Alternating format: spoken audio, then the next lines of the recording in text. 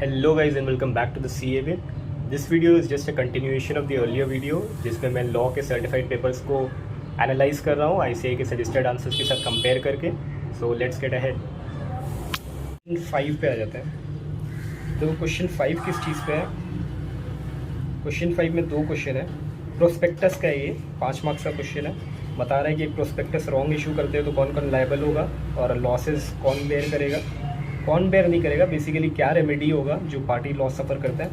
और इसमें भी क्वेश्चन दिखाई देता हूँ. 5 में अगर आप देखो 5 में भी दो क्वेश्चन है. ठीक है, पहला क्वेश्चन बोल रहा है the report was found on true. Mister Diwakar purchase for MBL pharmaceutical on the basis of experts report. Will mister Diwakar have any remedy against the company. तो ये पहला क्वेश्चन हो गया. और उसके बाद दूसरा सब क्वेश्चन है state the circumstances where expert is not liable. तो इसमें भी दो क्वेश्चन है, तो दो क्वेश्चन का अलग अलग आंसर दोगे. अब देखो मैंने क्या लिखा है, मैंने भी पूरा लिखा है कि एक्सपर्ट का एडवाइस रहता है तो जो पार्टी भी सफ़र लॉस करता है वो कॉम्पेंसेट किया जाएगा उसको. ठीक है, और कौन कौन से पार्टी लाइबल किया जा सकता है, डायरेक्टर, KMP, एक्सपर्ट. और कंक्लूजन में देखो मैंने इस आंसर में सही तरीके से लिखा है. फर्स्ट सब क्वेश्चन का मैंने लिख दिया कि mister Diwakar suffer losses he will be compensated. और दूसरा क्वेश्चन यहाँ पर है if he withdraws is consent before issue of prospectus. तो कब कब लाइबल नहीं होगा, वी विड्रॉज कर लेता है या उसको पब्लिक नोटिस दे देता है या तो ये रीजंस नॉट टू बी. तो मुझे 5 में 2.5 मिला. और ICAI का आंसर देख लेते हैं. रेमेडी अगेंस्ट द कंपनी उन्होंने लिखा है और मिस्टर दिवाकर तो उन्होंने सेक्शन 447 के बारे में भी लिखा है. तो मैंने वो नहीं लिखा है तो उसके लिए मेरा आधा 1 मार्क्स कट गया होगा. और फिर यहाँ सर्कमस्टांसेस लिखे हैं तो मैंने 3 पॉइंट लिखे थे, उन्होंने 4 पॉइंट्स लिखे हैं तो उसके लिए भी मेरा 1.5 मार्क्स कट हो गया होगा. तो बेसिकली ठीक ही है इस क्वेश्चन का चेकिंग. 5 में 2.5 मिल गया तो उन्होंने थोड़ी चीज़ें ज़्यादा लिखी थी. अब आते हैं नेक्स्ट क्वेश्चन पे विच इज़ 5B. 5B क्या क्वेश्चन है?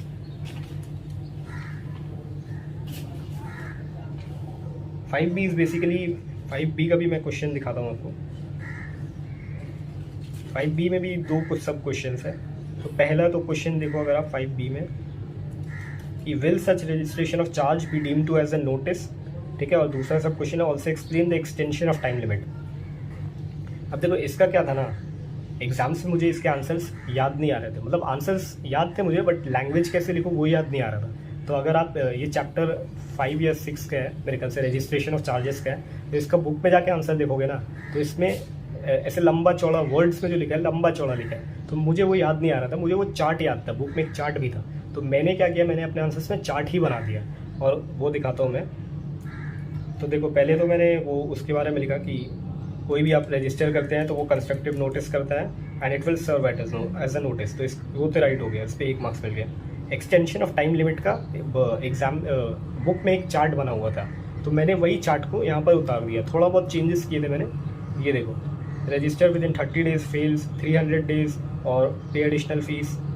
इफ़ कंपनी फेल्स तो 6 months फ्रॉम 2011. तो मैंने उतना भारी भरकम इंग्लिश नहीं लिखा और उतना एनालिसिस वगैरह नहीं किया कि लॉ लिखूँ एनालिसिस लिखूँ.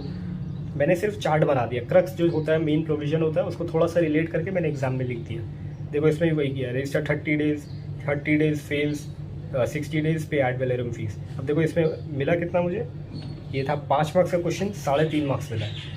ठीक है, तो मैंने प्रेजेंटेशन पे बिल्कुल भी ध्यान नहीं दिया. मैंने सिर्फ उसका प्रोविज़न लिखा, थोड़ा सा रिलेट कर दिया और लिख दिया मुझे जैसे समझ आया. तो मुझे 3.5 मार्क्स मिल गया. तो मतलब वही है कि ऐसा ज़रूरी नहीं है कि आपको वो फॉर्मेट में लिखना होगी. प्रोविज़न लिखो फिर एनालिसिस फिर कंक्लूजन. कभी कभी यू कैन ट्वीक, थोड़ा बहुत ट्वीक कर सकते हो आप. नेक्स्ट क्वेश्चन पे आते हैं 5 का C. 5 का C क्या क्वेश्चन है? 5 का C है कि ये मेरे ख्याल से प्लेज का चैप्टर का है और नॉन ओनर्स जो है प्लेज कर सकते हैं नहीं.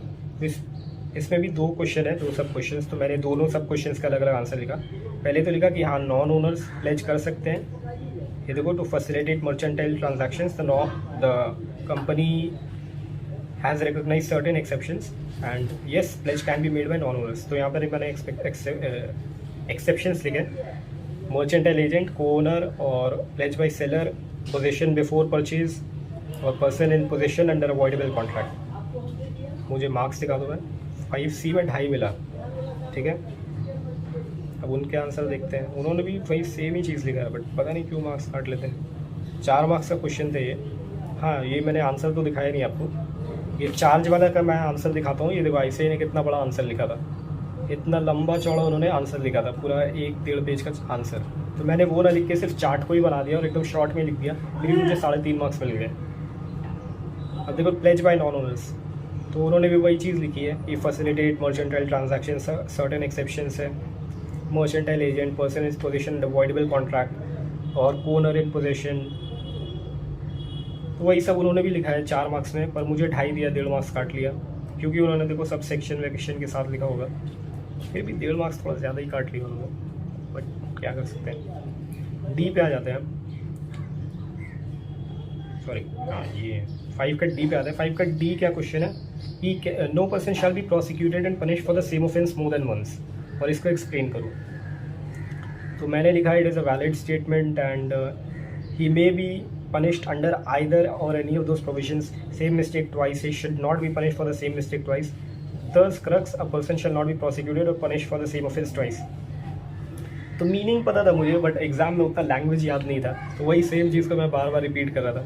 ये 3 मार्क्स का था, मुझे 1 मार्क्स मिला, जो कि ठीक ही है मेरे ख्याल से। इसमें फेयर चेकिंग है। ICAI ने देखो एक आर्टिकल का जिक्र किया था, इवन आर्टिकल 20(2), और फिर आर्टिकल को रिलेट भी किया था, प्रोविजन 26 रेड विद आर्टिकल 22। ये 2 चीज़ें मैंने नहीं लिखी थी, तो उन्होंने इसलिए मार्क्स काट दिए। तो ओवरऑल ये है मेरा पेपर। मैं आपको अपना टोटल मार्क्स दिखा दूँ।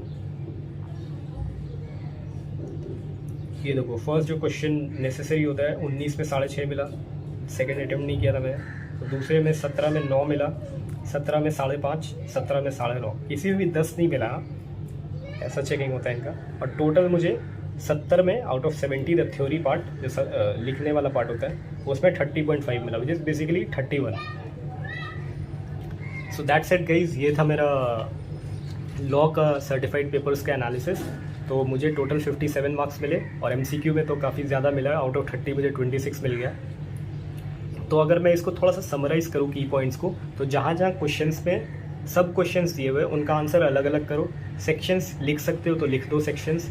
और ICAI का जब भी पढ़ो, RTP MTP, ICAI का सजेस्टेड आंसर देखो कहाँ पर उन्होंने केस लॉज लिखे, क्या एग्जांपल्स लिखे, और उसी तरीके से आंसर लिखने की कोशिश करो, नहीं तो ये लोग मार्क्स काट लेते हैं। तो ये 3 मेन की पॉइंट्स थे मेरे ख्याल से, जो मैं इस वीडियो से समराइज़ कर सकता हूँ।